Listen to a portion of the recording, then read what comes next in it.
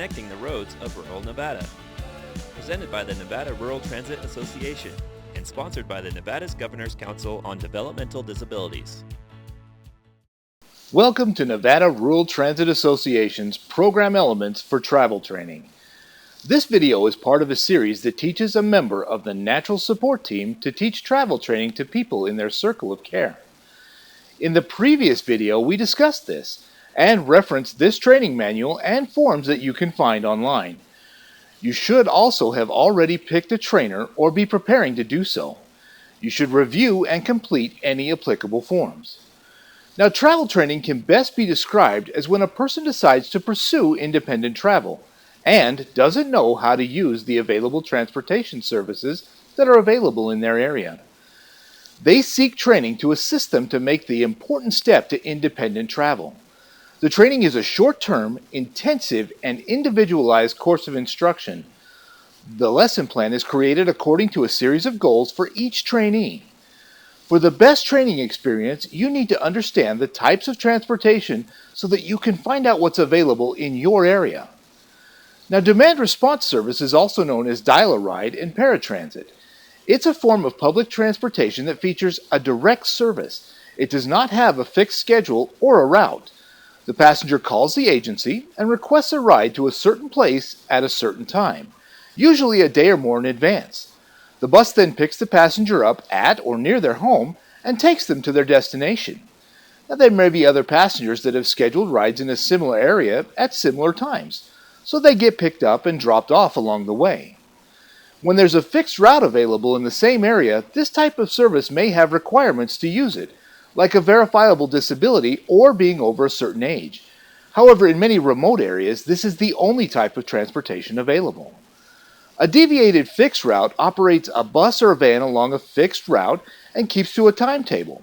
But the bus or van can deviate from the route and go to a specific location, such as a house, a child care center, or an employment site. It then returns to the route and continues on. Now, a fixed route is what most people are used to in a big city. It has bus stops where the passenger waits. The bus operates along a fixed route and keeps to a very specific timetable. Now, volunteer transportation is available through some nonprofit agencies as part of their panel of services. And sometimes the transportation is only good for the client getting to that agency for a specific service. But sometimes they offer transportation to other areas as well. Now, taxis are not public transportation. However, they can play an important role when there is no or very limited public transportation available.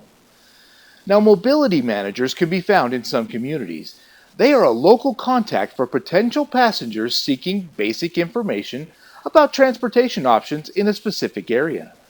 The mobility manager assists in making transportation connections for each individual. They connect people to their destination through a variety of transportation types. For example, they may have to use both a taxi and public transportation to get a passenger to their destination. Logisticare is the state of Nevada's contractor for medical transportation. Logisticare contracts with individuals and agencies to provide transportation to qualified Medicaid recipients to make it to their medical appointments. Now, please refer to the NRTA website for a comprehensive list of transit agencies and transportation providers by county.